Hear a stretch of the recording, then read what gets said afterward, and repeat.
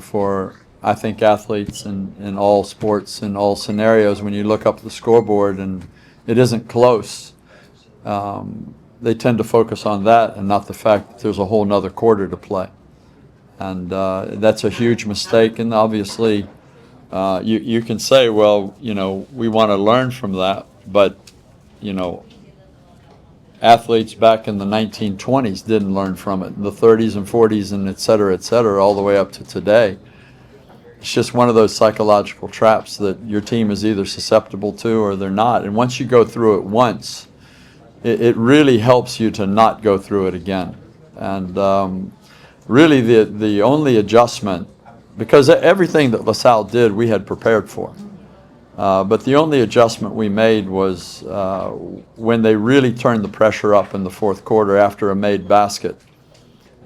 We looked like we didn't know what we were supposed to do, which is disheartening, really, as a coach, because these are things we prepared for.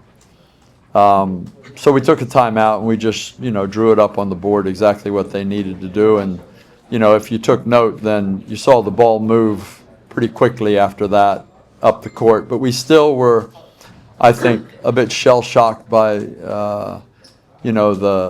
the tenacity and the ferocity of the comeback. And even when we broke the press, we weren't cohesive in our attacks on the rim. And a couple of guys made big plays. Dom made a really nice pass to ST. ST had a couple of, Chantuano, he had a couple of good finishes there.